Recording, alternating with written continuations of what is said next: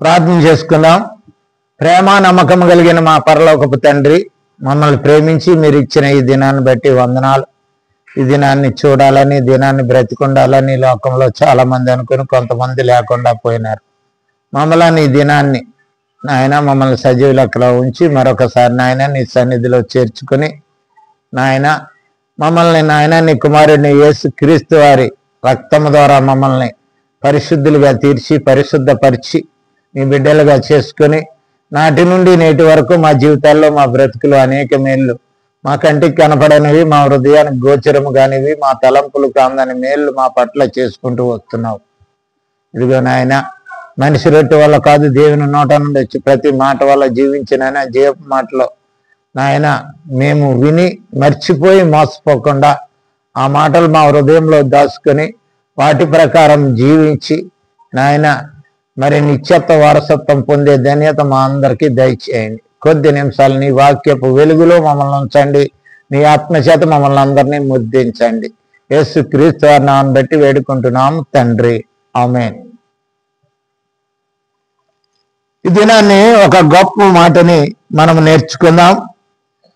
మరి అపోస్తలుడైనటువంటి పేతురు గారు రాసినటువంటి మొదటి పత్రిక 5వ వచనాన్ని ఈ దినాన్ని మనం ధ్యాన వాక్యంగా జ్ఞాపకం చేసుకుందాం. యేసు క్రీస్తు ద్వారా దేవునికి అనుకూలమగు ఆత్మ సంబంధమైన బలులు అర్పించుటకు పరిశుద్ధ యాజకులుగా ఉండినట్లు మీరును సజీవమైన రాళ్ళ వలె నుండి ఆత్మ సంబంధమైన మందిరముగా కట్టబడుచున్నారు.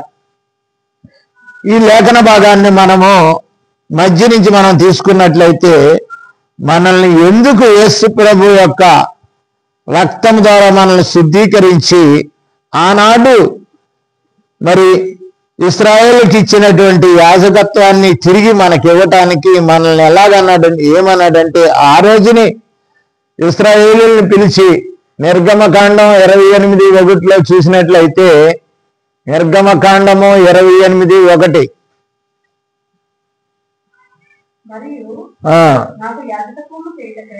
నాకు యాజకత్వం దేవుడు అంటున్నాడు. ఇశ్రాయేలుతో మోషేతో చెప్తున్నాడు, నాకు యాజకత్వం చేయుటకై నీ సహోదరుడైన అహరోనును అతని కుమారులను అనగా నాదాబును ఎలియాజరును అది వాళ్ళని యాజకత్వం చేయటానికి పిలిచాడు. ఆయన పిలిచి వాళ్ళకి యాజకత్వ బాధ్యతలు అప్పచెప్పాడు. యాజకత్వాలుగా వాళ్ళని బాధ్యతగా యాజకత్వం అప్పగించాడు వాళ్ళకి యాజకత్వం. అందుకే ఇంకో మాట అంటాడు చూడండి. కనుక ఇంకో మాట చూసినట్లయితే 2వ దినవృత్తాంతాలు 29:11 29:11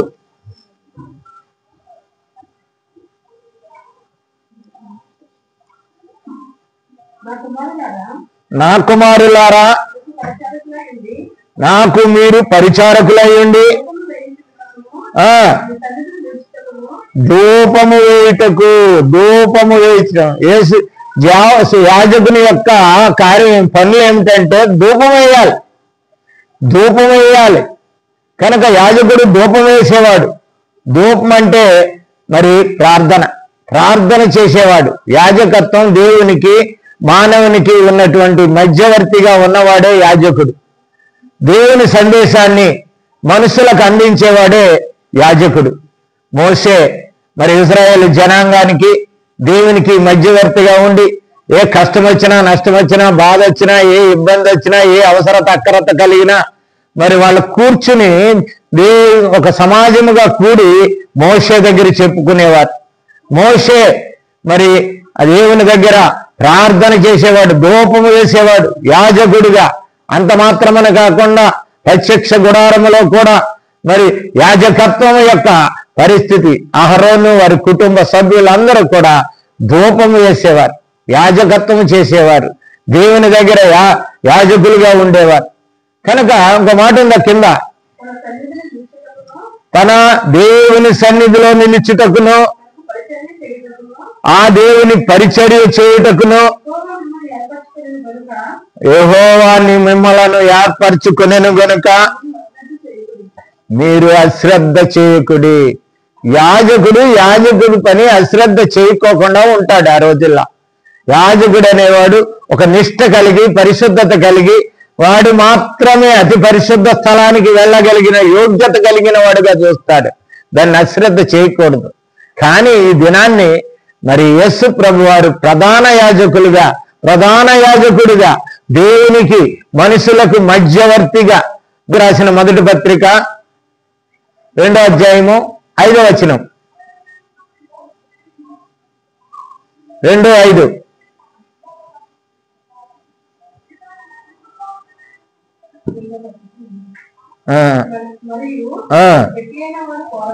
రెండో పత్రిక మొదటి తిమోతి 2:5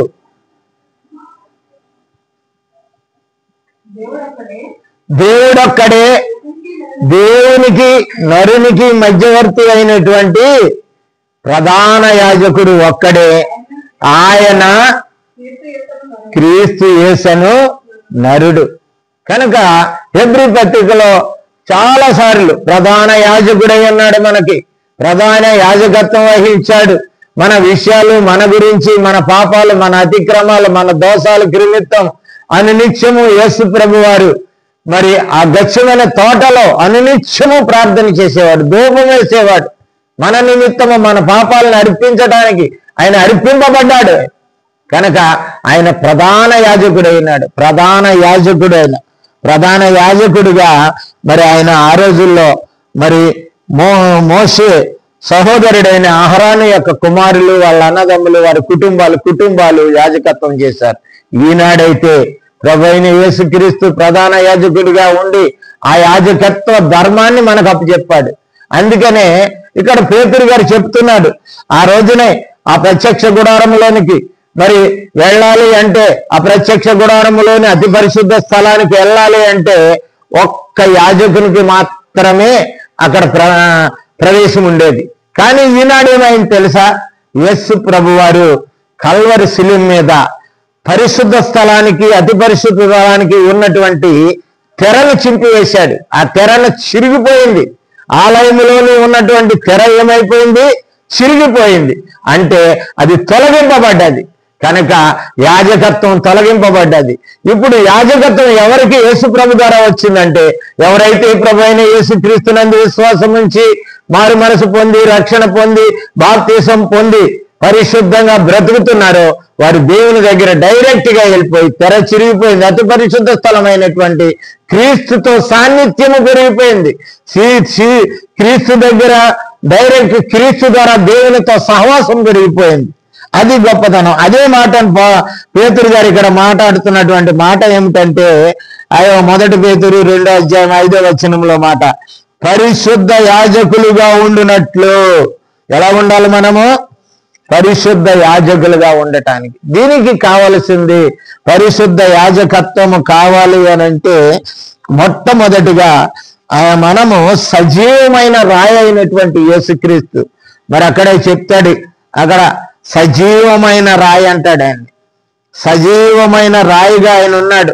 సజీవమైన రాయిగా ఆయన మనకున్నాడు. ఆ సజీవమైన మూలరాయిగా ఆయన ఉన్నాడు. సియోనులో స్థాపించబడిన రాయిగా ఆయన ఉన్నాడు. 6వ వచనంలో చూసుకున్నట్లయితే ఆ రాయ అడ్డు రాయి నాయన, అది అడ్డు బండగా ఉన్నది ఇశ్రాయేలీయులకి, ఈ లోకానికి. మరి ఆయన రాయిగా ఉన్నాడు. ఎవరైతే ఆ రాయిని తాకుతారో, ఆయన సంధిస్తారో, ఆయనతో మమేకమవుతారో, ఆయనతో కలుస్తారో వారికి ఒక గొప్ప ధన్యత ఏమిటంటే వీళ్ళు కూడా సజీవమైన రాళ్లుగా చేయబడతారు. సజీవమైన రాళ్లుగా చేయబడతారు. సజీవమైన రాయి అనేటువంటి క్రీస్తును స్పందించిన ప్రతి వారు కూడా సజీవమైన రాళ్లుగా చేయబడతారు. సజీవమైన రాళ్లుగా తీర్చబడతారు.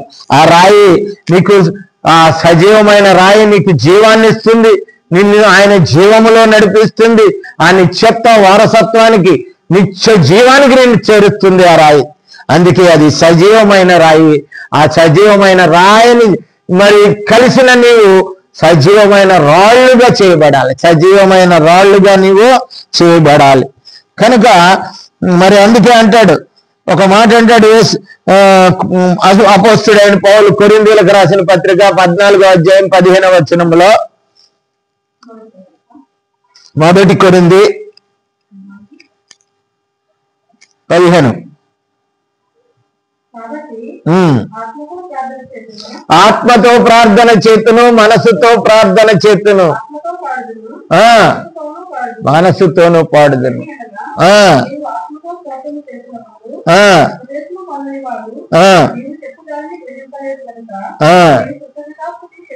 కనుక ఆత్మ మనస్సు ఇక్కడ ప్రార్థన చేయటానికి, యాజకత్వం ప్రార్థన చేయటానికి అంటే ధూపము వేయటానికి ఆత్మతో చేయాలి, మనస్సుతో చేయాలి. మరి ప్రార్థన చేసేటప్పుడు ఆ రెండు మమేకం అవ్వాలి. ఆత్మ, దేవుని ఆత్మ అయిన పరిశుద్ధాత్మ, మరి మనిషిని మనస్సు, మానవుని యొక్క మనస్సు అంటే ఆయన ఇష్టము, శరీర సంబంధమైనటువంటి మనస్సు, ఇది మారు మనసు చెంది ఆత్మ సంబంధమైన మనసుగా మార్చబడి పరిశుద్ధాత్మతో కలిసి ప్రార్థన చేయాలి. అందుకే అపోస్తలుడైన పౌలు రోమియోలకు రాసిన పత్రిక 8వ అధ్యాయము 26వ వచనములో ఒక మంచి మాట అంటాడు. 8:26లో, అటువలే ఆత్మయు మనకు బలహీనతను చూసి, మన బలహీనత, మనకున్నటువంటి శారీరక బలహీనత, మనకున్నటువంటి పాప బలహీనత, మనకున్నటువంటి మరి లోక సంబంధమైనటువంటి ఇచ్చలతో కూడిన మనసు మనది. ఆ మనసు నుండి మారు మనసు పొంది మరి దేవునితో, దేవుని ఆత్మతో ఏకమైనప్పుడైతే ఆత్మ అంటుంది, చూడండి అక్కడ 26 ఇంకా 2వ మాట ఉంది, ఏలయనగా మనము యుక్తముగా ఎలాగూ ప్రార్థన చేయుదుమో మనకు తెలియదు గాని ఆత్మ తానే మనలో ఉండి, ఆత్మ మనలో ఉన్నాడు. ఆ ఆత్మ మన మనస్సు, ఆత్మ కలిసినప్పుడు ఆత్మతోనూ మనస్సుతోనూ ప్రార్థన చేస్తాం. దేవుని ఆత్మతో మన మనసు కలిసినప్పుడు మనము ధూపము వేస్తాం, ప్రార్థన చేస్తాం. దేవునికి మరి ఇష్టమైన బలిగా మనం అర్పించుకుంటాం. ఆయనకి ఇష్టమైన బలులుగా మన జీవితాన్ని మనం అర్పించుకుంటాం. కనుక అది గొప్ప మరి విషయము. కనుక ఇక్కడ మరి యాజకత్వం గురించి మాట్లాడుతున్నాడు. యాజకుడు మరి ఏం చేయాలంటున్నాడంటే ఆత్మ సంబంధమైన 1 పేతురు పత్రిక 2వ అధ్యాయము 5వ వచనంలో ఉన్నటువంటి మొదటి మాట అంటే, క్రీస్తు ద్వారా దేవునికి అనుకూలమగు ఆత్మ సంబంధమైన బలులు అర్పించుటకు, క్రీస్తు ద్వారా దేవునికి ఆత్మ సంబంధమైనటువంటి బలులు అర్పించటానికి మరి యేసు క్రీస్తు ద్వారా మనము యాజకులుగా చేయబడ్డాం. ఆ బలులు మనం అర్పించాలి. ఆ బలులు అర్పించడానికి మనల్ని పరిశుద్ధ యాజకులుగా తీర్చాడు. డైరెక్ట్ దేవునితో ప్రార్థన చేయొచ్చు. ఇంతకు ముందు ఏ విషయమైనా దేవుని దగ్గరికి ఎవ్వరూ వెళ్ళే హక్కు లేదు. ఒక్క లేవీయులు మాత్రమే, అహరోను వంశము మాత్రమే, ఆ తర్వాత లేవీయులు మాత్రమే మరి ఆ ఇశ్రాయేలీయులకు యాజకత్వం చేసేవారు. కానీ ఈనాడు సర్వ మానవాళి ఎవరైతే ప్రభువైన యేసు క్రీస్తును రక్షకుడిగా విశ్వసించి ఆయన నామములో బాప్తీసం పొంది ఆయనతో పరిశుద్ధంగా నిర్దోషంగా జీవిస్తున్నారో వాళ్ళందరూ దేవుని దగ్గర చెప్పుకోవటానికి, ధూపము వేయటానికి మరి పరిశుద్ధ యాజకులు అన్నాడు. ఈయన ఏమన్నాడంటే పరిశుద్ధముగా చేయబడినటువంటి యాజకులు. పరిశుద్ధము చేయబడ్డాడు అని అంటే ఎలా పరిశుద్ధము చేయబడాలి? పేతురు రాసిన మొదటి పత్రిక 1వ అధ్యాయం 14-16, నేను పరిశుద్ధుడనై ఉన్నాను గనుక మీరును పరిశుద్ధులై ఉండుడి అని వ్రాయబడిన ప్రకారము కాగా మీరు దేవునికి విధేయులకు పిల్లలై పూర్వ స్థితిలో మీరు రక్షణ పొందక ముందు మీరు లోకములో ఉన్నప్పుడు మీకున్న అజ్ఞాన స్థితి నుండి ఆ ఆశలను అనుసరించి మీరు ఇంకెప్పుడు నడుచుకొనక మిమ్మును పిలిచిన వాడు పరిశుద్ధుడు గనక మిమ్మల్ని పిలిచిన వాడు పరిశుద్ధుడైన యేసుక్రీస్తు పరిశుద్ధమైనటువంటి యాజకుడిగా నేను ఉండటానికి పిలిచాడు. నిన్ను నన్ను పరిశుద్ధమైన యాజకులుగా ఉండటానికి పరిశుద్ధుడు పిలిచాడు. పరిశుద్ధమైన పిలుపది. పరిశుద్ధులుగా ఉండటానికే పిలిచినాడు. పేతురు పత్రికలో అంటాడు, పరిశుద్ధులుగా ఉండటానికి పిలిచాడు ఆయన. పరిశుద్ధులైన యాజకులుగా ఉండటానికి పిలిచాడు. పరిశుద్ధమైన యాజకత్వం ఆయన ధూపం వేసే ప్రార్థన చేయటానికి నిన్ను పిలిచాడు. ఈ లోకం కోసం, లోకంలో ఉన్న జనుల కోసం, లోక కార్యక్రమాల్లో ఉన్నటువంటి మరిగిపోయి నశించిపోయి నాశనం అయిపోతున్న జనాంగము కొరకు నువ్వు యాజకత్వం చేయటానికి పరిశుద్ధ యాజకులుగా దేవుడు నిన్ను నిర్ణయించాడు. అది ఎలా చేయాలంటే ఆ దేవునికి ఆత్మ సంబంధమైన బలులు అర్పించటానికి. ఒకటొకటి ఏమిటి ఆత్మ సంబంధమైన బలులు? ఈ నూతనమైన సంవత్సరంలో మనం జ్ఞాపకం చేసుకుందాం. 2025లో ప్రవేశించాం.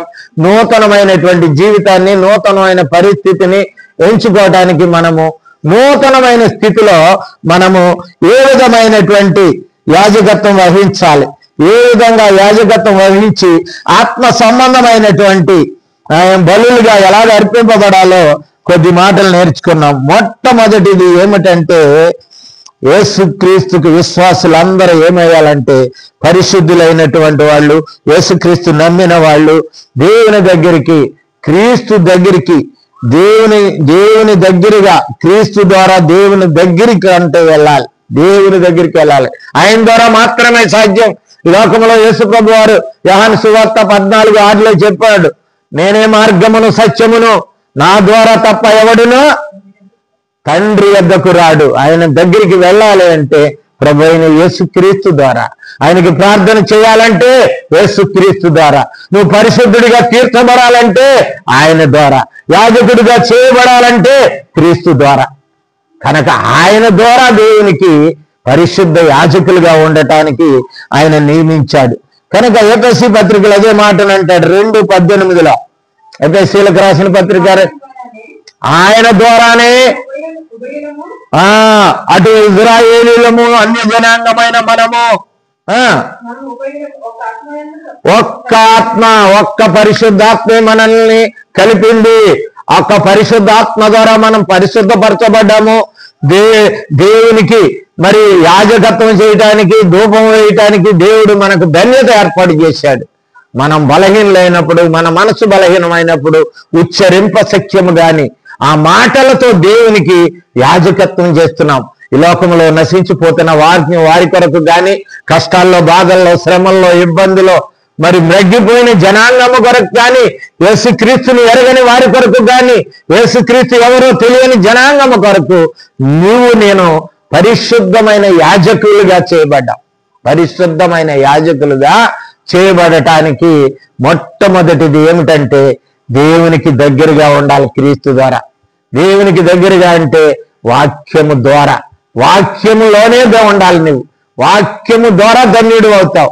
వాక్యం లేకపోతే ఎవ్వరూ పరిశుద్ధులు కాలేరు. యేసుక్రీస్తు లేకుండా ఈ లోకంలో పరిశుద్ధత లేనే లేదు. ఎవరిలోను, ప్రతిలోను పాపం ఉన్నది. ఒకసారి పౌలు అంటాడు ఒక మాట, రోమీయులకు రాసిన పత్రిక 7వ అధ్యాయము, రోమీయులకు రాసిన పత్రిక 7వ అధ్యాయము 18వ వచనం. 7:10 నాయందు పౌలు అంటున్నాడు, నాయందు అనగా నా శరీరమందు, నా శరీరము. ఇక్కడ శరీరాన్ని ఎందుకు పోలుస్తున్నాడంటే పౌలు గారు, శరీరంలో ఉన్నది రక్తం, రక్తంలో ఉన్నది మనస్సు. మనసు ఎప్పుడు అప్పగించదు, ఎప్పుడు కూడా ఒప్పుకోదు. అందుకే మరి అక్కడ ప్రార్థన చేసినప్పుడు కీర్తనకారుడు నా ప్రాణమా యెహోవాను సన్నతించడు అన్నాడు. ఎందుకనంటే శరీరం ఎప్పుడు కూడా దేవుని దగ్గరికి వెళ్ళదు. శరీరం పరిశుద్ధపరచబడకపోతే, నీ యొక్క శరీరంలో ఉన్నటువంటి రక్తము పరిశుద్ధపరచబడిన పోయినట్లయితే నువ్వు దేవుని దగ్గరికి వెళ్ళలేవు. ఈ లోక సంబంధమైన, శరీర సంబంధమైన విషయాలకే ఉంటుంది. అందుకనే ఇక్కడ అంటున్నాడు ఆ మాట, పౌలు గారు అంటున్న మాట ఏంటంటే, నాయందు అనగా నా శరీరమందు మంచి ఏదియును లేదని నివసించదని నేను ఎరుగుదును. శరీరంలో మంచి ఉండదు, మనస్సు దేవుని ఒప్పుకోదు. శరీర సంబంధమైన మనసు, ఆత్మ సంబంధమానుసారమైన మనసు అన్నాడు. ఆత్మ సంబంధమైన మనసు నీతి సమాధానమునై ఉన్నది. కానీ మరి శరీర సంబంధమైనటువంటి మనస్సు మరణాన్ని తీసుకెళ్తాది. ప్రియ సహోదరి సహోదరుడా, ఈ దినాన్ని నీవు నేను జ్ఞాపకం చేసుకోవాల్సింది ఏంటంటే నీ మనస్సుతోనే ఉన్నదంతా. నీ మనస్సును, అందుకే ఆ మనస్సు ఆత్మకు అప్పచెప్పాలి. పరిశుద్ధాత్మనికి సిద్ధంగా ఉన్నాడు నీకు మారు మనసు ఇచ్చి, ఏ విధంగా నువ్వు లోపంలో నడవకోకుండా, లోకంలో జీవించుకోకుండా, వ్యర్థమైన వాటి యందు మనసు పెట్టుకోకుండా నిత్యమైనటువంటి దేవుని కృపకు, దేవుని ఆశీర్వాదానికి, దీవెనలకు పాత్రలు అవటానికి దేవుడు నిన్ను ఆశీర్వదించడానికి సిద్ధముగా ఉన్నాడు. అందుకే అంటున్నాడు ఇక్కడ పౌలు గారు 19వ వచనం కూడా చూసుకుందాం. నేను చేయగోరు మేలు చేయకూడని కీడే చేయుచున్నాను, నేను కోరని కీడుని చేయుచున్నానంటే అది నేను కాదు చేసేది, నా యందున్న పాపమైనది. ఎక్కడుంది నీ పాపం? నీ మనసులో ఉంది పాపం, మనసులో ఉంది కనుక మనస్సును మార్చుకోవాలి. లోకంలో ఈ రోజు వరకు కూడా ఆ మనస్సుని ఎవడో కంట్రోల్ పెట్టుకోలేకపోతున్నాం. ఎందుకో తెలుసా? రాజులు ఓడించొచ్చు ఈ లోకంలో, ప్రతి దాన్ని జయించొచ్చు ఈ లోకంలో, కానీ మానవుడు మనసును జయించటమే ఒక విజయం. కనుక తన మనసును తను జయించాలి. తనకున్న కోరికలను తను ఆపుకోవాలి. తనకున్న కోరికల యొక్క ఉద్దేశాలని నశింపజేసుకుని తన మనస్సుని దేవుని మీద పెట్టి మారు మనస్సు పొందాలి. అటువంటి ఆత్మ సంబంధమైన మనసు మరి జీవమును సమాధానమునై ఉన్నదంటాడు. అదే రోమియోల పత్రిక 20వ వచనంలో కూడా అక్కడ ఒక మాట ఉన్నది. అక్కడే 7వ వచనం రోమియోలకు రాసిన పత్రిక 20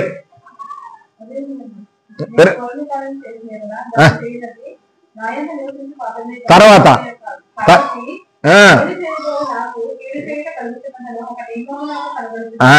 నేను ఎప్పుడు మేలు చేయాలనుకుంటున్నాను కానీ కీడు జరుగుతుంది. ఈ సంవత్సరం మారుదాం, 2025 వచ్చింది, ఈ సంవత్సరం నూతన సంవత్సరం, నా జీవితాలు బ్రతికి మార్చుకుందాం. నీ వల్ల కాదు, నా వల్ల కాదు, ఎవడో మారలేడండి. నువ్వు మారాలి అంటే యేసు క్రీస్తు నందే ఉంటుంది ఆ నూతనమైన స్థితి. నువ్వు మారాలంటే క్రీస్తు ద్వారా మాత్రమే సాధ్యం, ఎవరి ద్వారా సాధ్యం కాదు. ఈ లోకంలో ఒక మనిషి ద్వారా సాధ్యం కాదుడైన దేవుని కుమారుడు ఈ లోకానికి మానవ శరీరాకారంలో వచ్చి ఆయన ఇచ్చినటువంటి మాటలు, ఆయన చిందించినటువంటి రక్తము నీ మనస్సును కూడా కలుగుతాయి.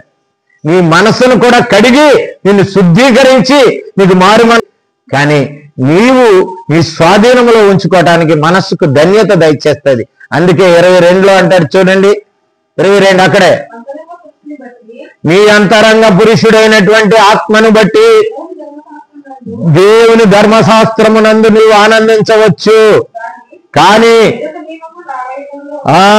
ఏదొక పాప నియమము నాలో వెంబడిస్తుంది.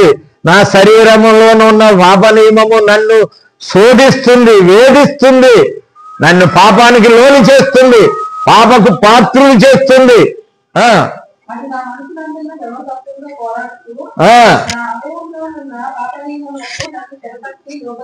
అది చెరపట్టి లోబడి తీసిపోతుంది. ఉన్నావు కదా, సరిగ్గా ఉన్నావు, అబద్ధం ఆడొద్దన్నావు, ధర్మశాస్త్రం చెప్పింది. అబద్ధం చేయొద్దని ధర్మశాస్త్రం చెప్పింది.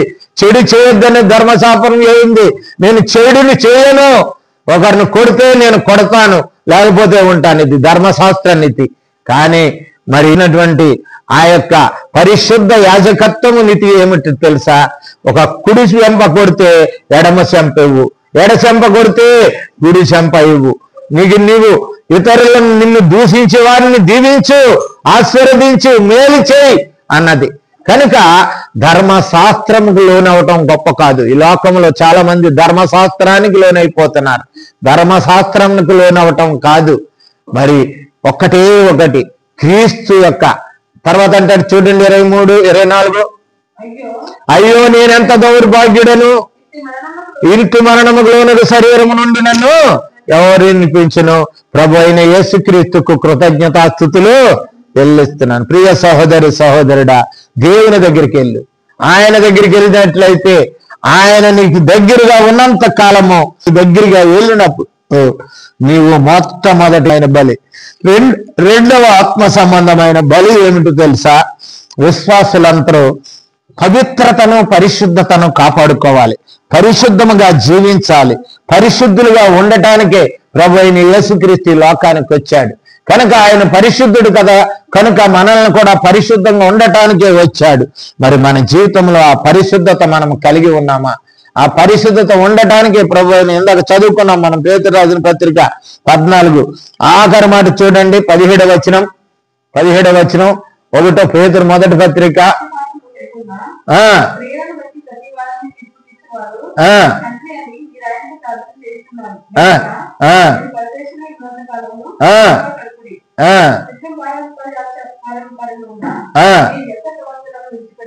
వ్యర్థ ప్రవర్తన విడిచిపెట్టకపోతే పరిశుద్ధత నీలో రాదు. చాలా మంది దేవుడంటే భయమే, దేవుడంటే చాలా మందికి భయమే. భక్తి ఉన్నది, భయం ఉన్నది. భయము భక్తి దేని వల్ల వస్తుందంటే చెడును విసర్జించుట ద్వారా భయభక్తులు వస్తాయి.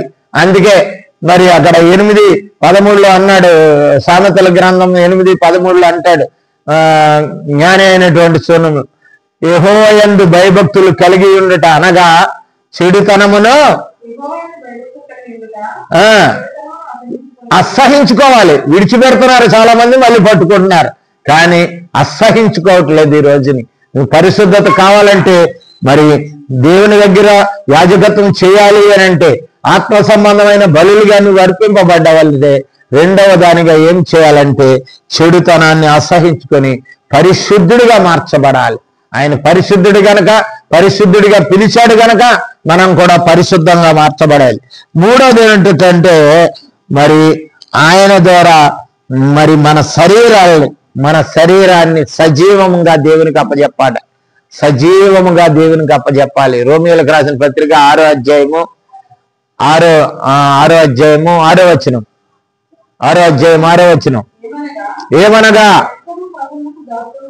మనము మన శరీరము పాపమునకు దాసులు కాకుండా పాప శరీరము నిరర్ధకంగా ఉండాలి. నిరర్ధకం అంటే లేదు, శరీరం ఉన్నవాడు శరీరం లేనట్టుగా బ్రతకాలి.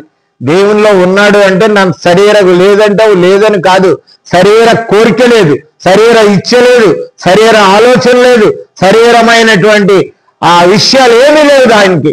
కనుక శరీరం నిరర్ధకం చేసేసుకోవాలి. శరీరం ఉందని లేదు, శరీరం ఎప్పుడు కూడా సుఖాన్ని, సంతోషాన్ని, ఆనందాన్ని కోరుతుంది. యేసు ప్రభు లోకంలో 33.5 సంవత్సరాలు జీవించినప్పుడు ఏ రోజు కూడా ఆయన తన శరీరం కోసం, తిండి కోసం కానీ, నిద్ర కోసం కానీ, ఇంకొకటి కానీ, తన శరీరం యొక్క సుఖం కానీ ఆలోచించలేదు. ఆయన ఈ లోకంలో ఉన్నంత కాలము ద్వేషింపబడినప్పటికీ, హింసింపబడినప్పటికీ, అనేక మంది ద్వారా మరి ఆయన్ని మరి దూషింపబడినప్పటికీ కూడా ఆయన ఏనాడు కూడా శరీరము గురించి ఆలోచించలేదు. కనుక మనము కూడా శరీరము నిరర్ధకమగునట్లు అంటాడు అక్కడ. మన ప్రాచీన స్వభావము సిలువ వేయబడినదని ఎరగాలి. యేసు క్రీస్తుతో మనం సిలువ వేయబడ్డాం. అందుకే పౌలు అన్నాడు, నేను క్రీస్తుతో కూడా సిలువ వేయబడి ఉన్నాను అంటాడు. మనం క్రీస్తుతో సిలువ వేయబడాలి. ఎప్పుడైతే ప్రభువైన యేసు క్రీస్తు నీ కొరకు నా కొరకు సిలువ వేయబడ్డాడో, నీవు యేసు క్రీస్తు యాజకుడిగా చేయటానికి, పరిశుద్ధ యాజకుడిగా ఉండటానికి, పరిశుద్ధ పరచబడిన నీవు క్రీస్తుతో నీ శరీరాన్ని సిలువేసేయి.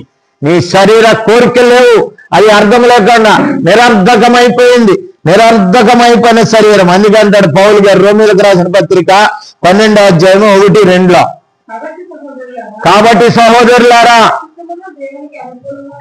అనుకూలమునైనా దేవునికి అనుకూలము ఏమిటంటే, దేవుని చిత్తము అనుకూలము ఏమిటంటే సజీవ యాగముగా బ్రతికుండగానే మీరు యాగమైపోవాలి దేవునికి. యాగం అంటే ఏమిటంటే కాల్చబడుట. యాగం అంటే నిప్పుల మీద కాల్చబడినప్పుడు దాని మీద వచ్చినటువంటి మరి మంచి ఆగ్రహించసగినటువంటి సువాసన దేవుడు తీసుకుంటాడు ఎప్పుడు. నీ జీవితంలో నువ్వు సజీవ యాగంగా ఆ యొక్క శ్రమలు, కష్టాలు, బాధలు, ఇబ్బందులు, వీటన్నిటికీ ఒక మంచి మాట మరి పేతురు గారు ఒక మంచి మాట రాస్తాడు. పేతురు రాసిన మొదటి పత్రిక 2వ అధ్యాయము 19వ వచనంలో 2:19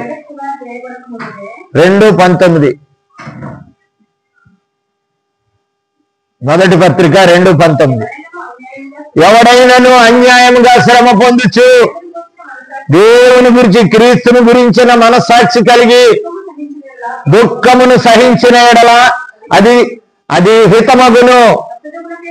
తప్పిదమునకై దెబ్బలు తిన్న ఎడల సహించిన ఎడల ఏమి లాభము? నీవు ఈ లోకంలో తప్పులు చేసి నీవు ఏదైనా అనుభవిస్తున్నావు అనుకో, కష్టమో నష్టమో బాధో దుఃఖమో రోగమో బలహీనతో అనుభవిస్తున్నావు అనుకో, ఏం ప్రయోజనము? మేలు చేసి బాధపడినప్పుడు మీరు సహించిన వల్ల దేవునికి అది హితమవుతుంది, దేవునికి హితమవుతుంది, దేవునికి ఇష్టమవుతుంది. నీ యొక్క బలియాగము, నీ యొక్క సజీవ యాగము దేవునికి ఇష్టమవుతుంది. సజీవ యాగం బ్రతికుండానే శ్రమల్లో కూడా దేవుని ఎంత సంతోషించాలి లోకమంతటికి.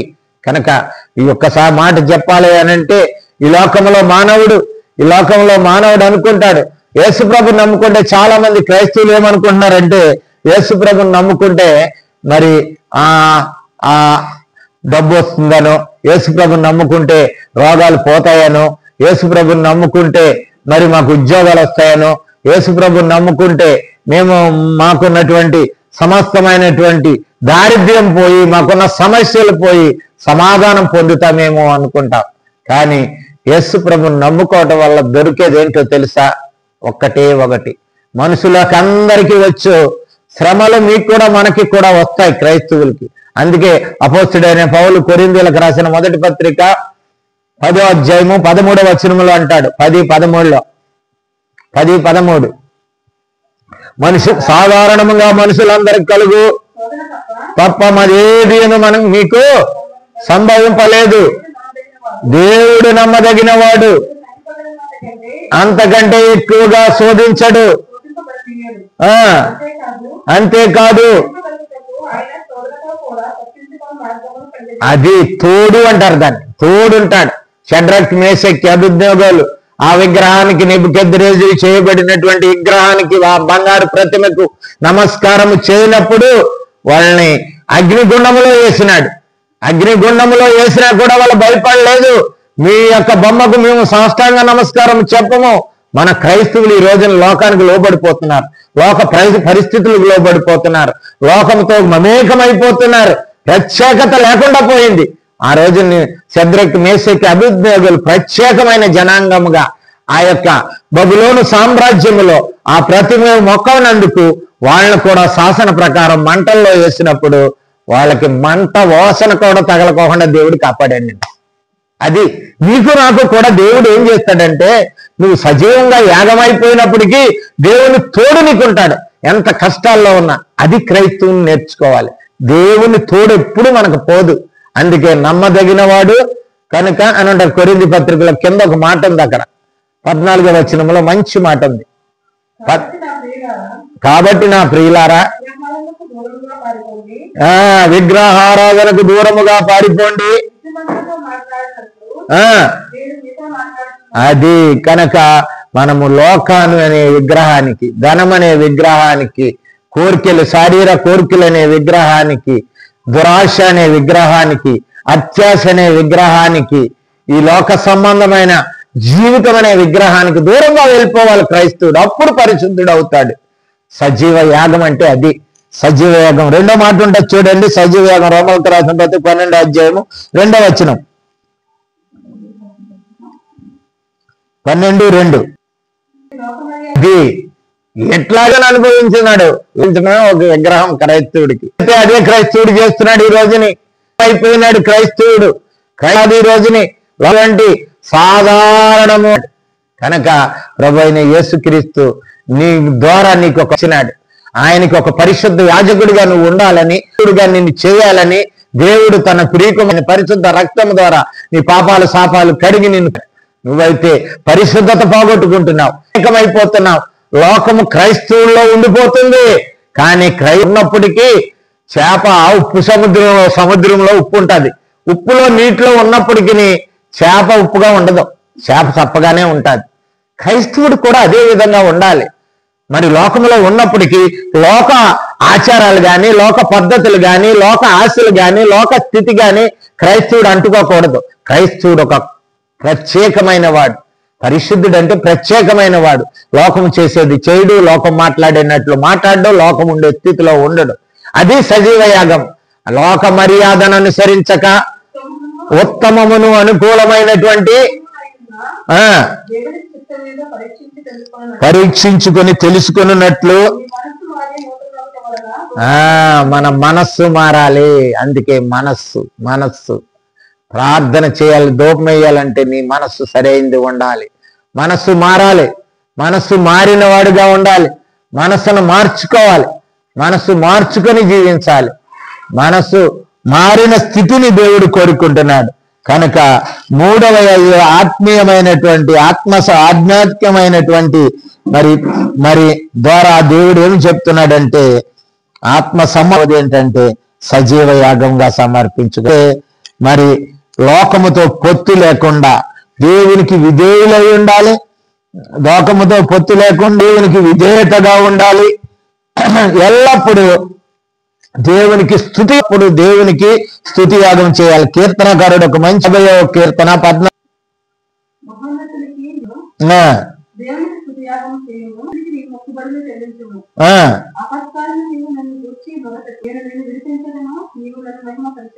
దేవునికి దగ్గరగా ఉండి స్తుతి యాగాలు చేయాలి.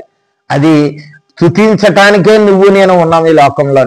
దేవుణ్ణి నీ క్రియలు గాని, నీ మాటలు గాని, నీ తలంపులు గాని, నీ ఉద్రి యొక్క ప్రవర్తనని మహింపరచాలి. ఏదో వెళ్ళి 4 మాటలు కాదు. ఇది క్రైస్తవ జీవితం. పరిశుద్ధ యాజకులుగా మనల్ని తీర్చాడంటే నీ జీవితం పరిశుద్ధం అవుతుంది, నీ బ్రతుకంతా పరిశుద్ధం అవుతుంది. అనునిత్యము స్తుతి. మూడవది ఏంటంటే పూర్ణ హృదయముతో సిద్ధ మనస్సుతో దేవుని సేవించాలి. మొదటి దినవృత్తాలు 28 మొదటి దినవృత్తాలు 28:9.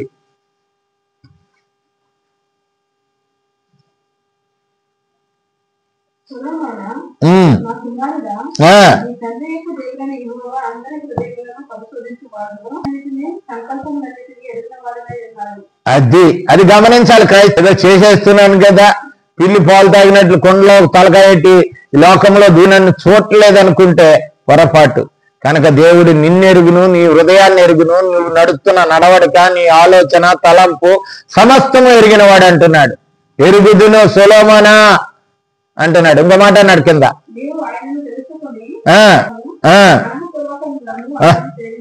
అది కనుక ఈ రోజున హృదయపూర్వకంగా నువ్వు దేవుని దగ్గరికి వస్తున్నావా? హృదయపూర్వమైన బలియాగముగా నువ్వు దేవా, ఆత్మ సంబంధమైన బలులుగా నువ్వు దేవునికి ప్రార్థన చేస్తున్నావా?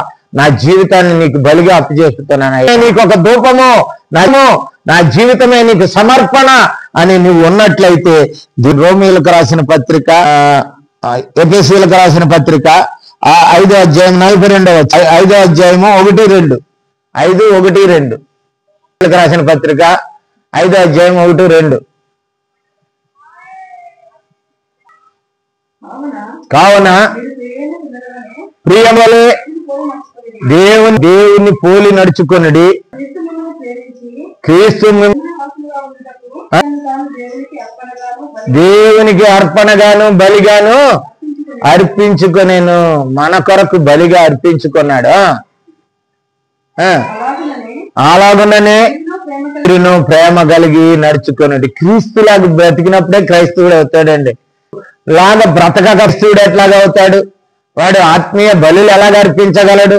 ఆత్మీయ బలులు లేవాడికి సంబంధమైనటువంటి శరీర బలులు కనుక ఆ బలులు అర్పించడానికే దేవుడు నిన్ను మరి క్రీస్తు ద్వారా నిర్మించడానికే ఏర్పాటు చేసి. ఇంకొక మాట చదువుకుందాం. సత్క్రియలు చే క్రైస్తవుడు ఎప్పుడు కూడా సత్క్రియలు అంటే మంచి పనులు. క్రియలు అంటే దేవుడు ఎందుకు చేశాడంటే సత్క్రియలు అంటే సత్య సంబంధమైన విషయాలు, వాక్య సంబంధమైన కార్యక్రమాలు. వాక్యాను ఎఫెసీయులకు జయం పడ్డాడు. నిర్ణయించిన సడై మా 2 ఎఫెసీయులకు రాసిన పత్రిక 2వ అధ్యాయం 10వ వచనం. ఆ సత్క్రియల యందు మనము నడుచుకొనవలెనని ముందుగా సిద్ధపడుటకై క్రీస్తుపబడిన వారమై ఆయన చేసిన పని అయి ఉన్నాము. క్రీస్తు చేసిన పని సత్క్రియలు చేసినందుకు మనల్ని రక్షించాడు, పరిశుద్ధపరిచాడు. ఆయన కుమారులు ఆ యాజకత్వం పరిశుద్ధ యాజకులుగా ఏర్పాటు చేసుకోవటానికి ఆ ఆత్మ సంబంధమైన బలులు దేవుడు ఆ గొప్ప అప్పచెప్పాడు. కనుక ఇంకొకటి ఏమిటంటే వీళ్ళకి రాసిన పత్రిక 13వ అధ్యాయము 16వ వచనంలో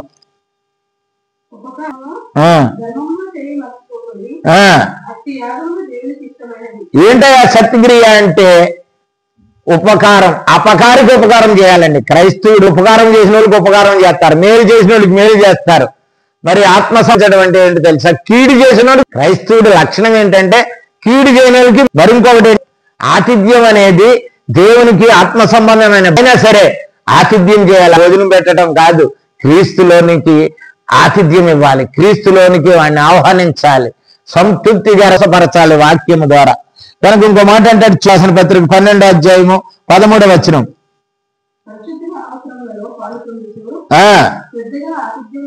శ్రద్ధగా ఆతిథ్యం కూడా అలాంటి పరిశుద్ధులతో కలిసి ఎవరైనా క్రైస్తవులు ఉన్నట్లయితే క్రైస్తవులు బయటోడికి తీసుకొచ్చి పెడతారు. ఎవడన్నా బయటోడు ఉన్నట్టు గౌరవిస్తాడు. కానీ పరిశుద్ధులు ఆతిథ్యం ఇస్తే ఆ పరిశుద్ధులకు క్రీస్తు ప్రేమ అర్థమవుతుంది, క్రీస్తు సహవాసం అర్థమవుతుంది. కనుక ఆతిథ్యం అనేది దేవుడిచ్చినటువంటి సత్క్రియ. అబ్రహాం దేవదూతలకు ఆతిథ్యం ఇష్టంలో ఏ సంతానం గురించి ప్రార్థన చేస్తున్నాడో ఆ వాళ్ళు తృప్తిగా తిని మరుసటి సంవత్సరము నీవు కుమారుని కండు అని సారాకు ఆశీర్వాదం ఇచ్చేళ్ళాడు. ఇచ్చినటువంటి లోతు కూడా అంతే ఆతిథ్యం ఇచ్చారు. ఎంతో మంది భక్తులు ఆతిథ్యము సత్క్రియ అది వాక్య సంబంధమైన క్రియ, అది మరణ బలి, అది కష్టమర. కానీ నువ్వు క్రైస్తవుల విషయంలో ఆతిథ్యం మరవద్దు. మూడవది ఏమిటి? దేవునికి మన శరీరము నీతి. మన శరీరము మరి ఒక మాట అంటాడు చూడండి, రోమియోలకు రాసిన పత్రికలో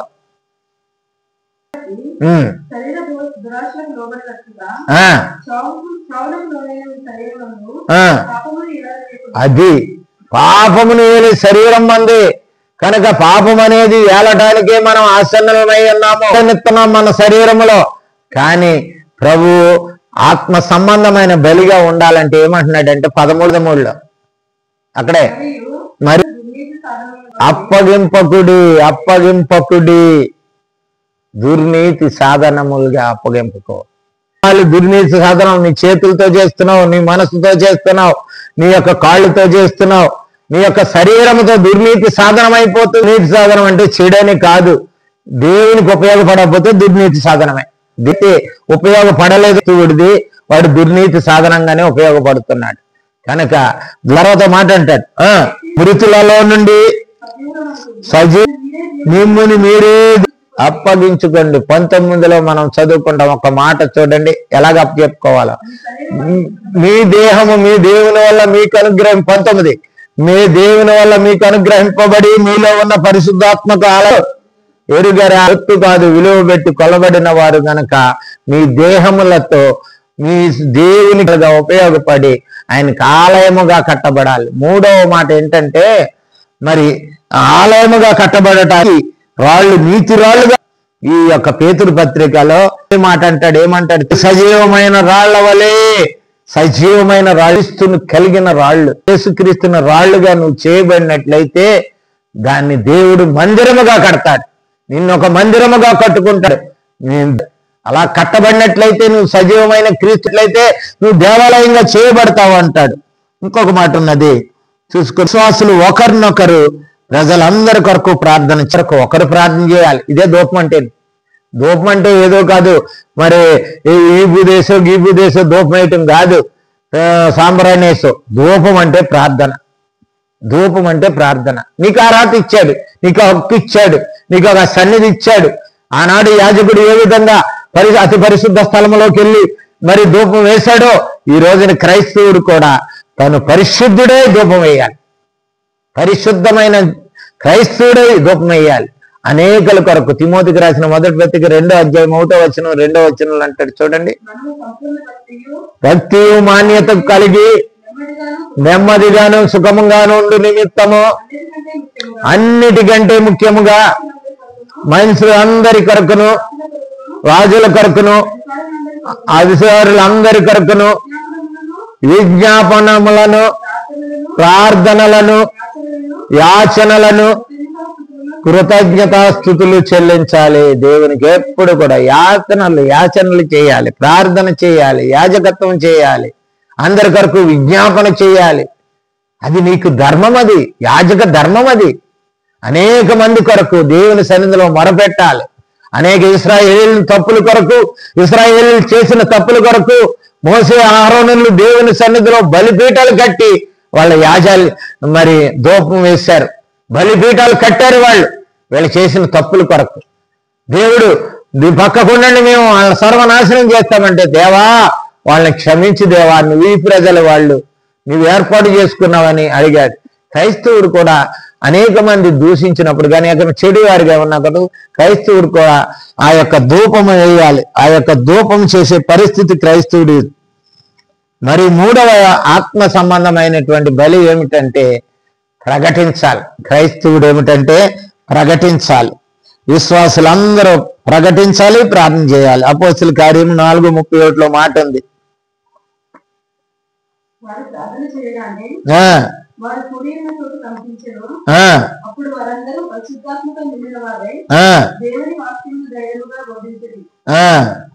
కనుక పరిశుద్ధాత్మ మీ మీదకి వస్తుంది, బోధించాలి.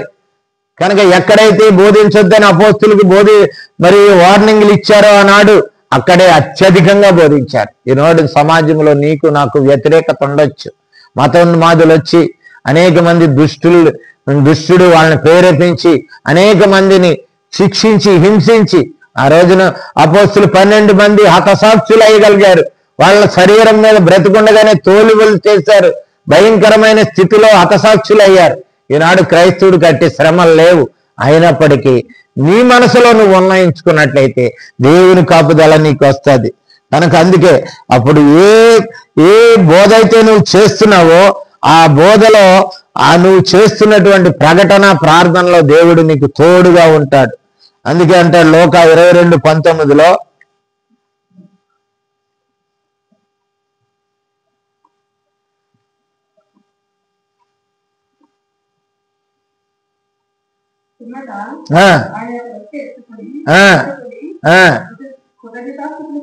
చెల్లించి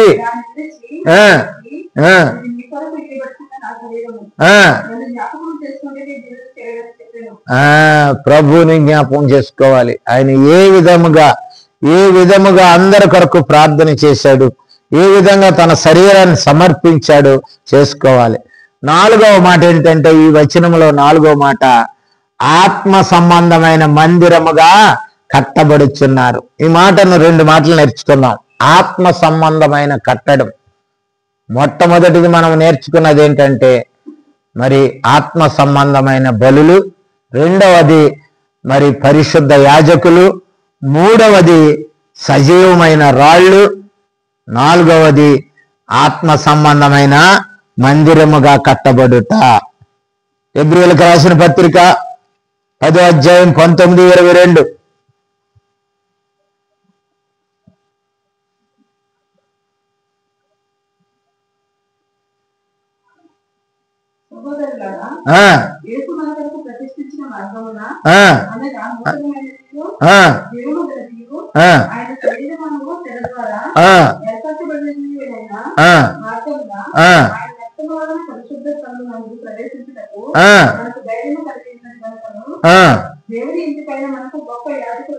యాజకుడు ఉన్నాడు.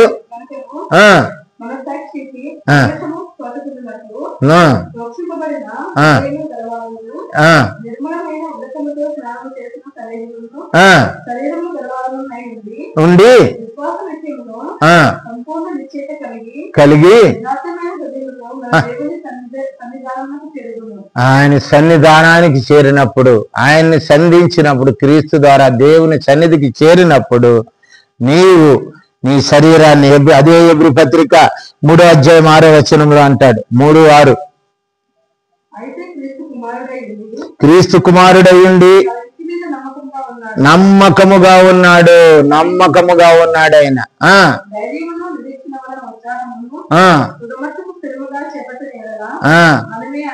ఆయన ఇల్లు ఆయన మందిరముగా కట్టబడతాం. మనం సజీవమైన రాళ్ళు అయినట్లయితే సజీవమైన రాళ్లతో మనల్ని ఒక మందిరముగా కడతాడు.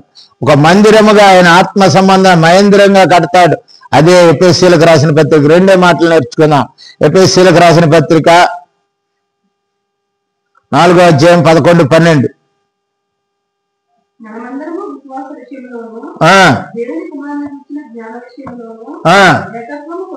పొంది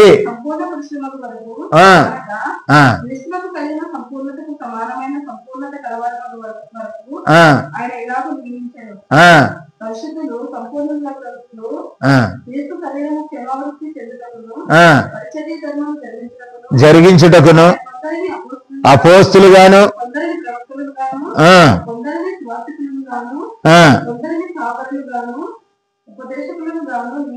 నియమించాడు, నిన్ను నిలబెట్టాడు. నీవు ఒక మందిరముగా కట్టబడాలి. అనేక మందికి స్థానం ఉంటుంది. అదే కొరింథీయులకు రాసిన మొదటి పత్రిక 12:28 12:28.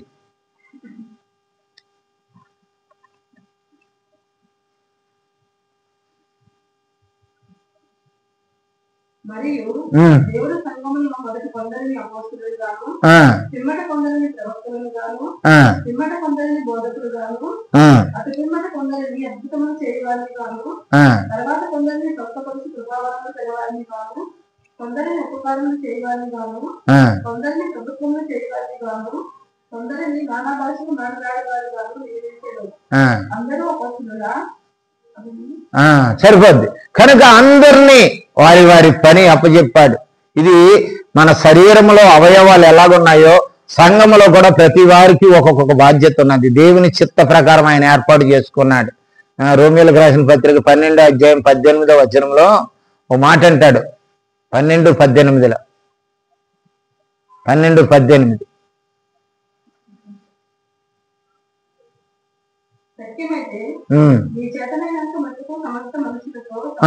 సమాధానముగా ఉండు.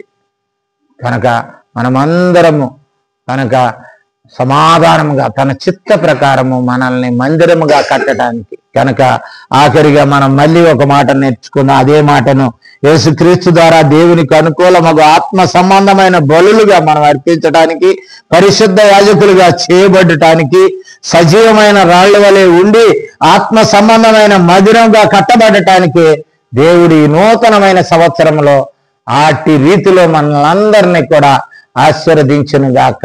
ఆమేన్.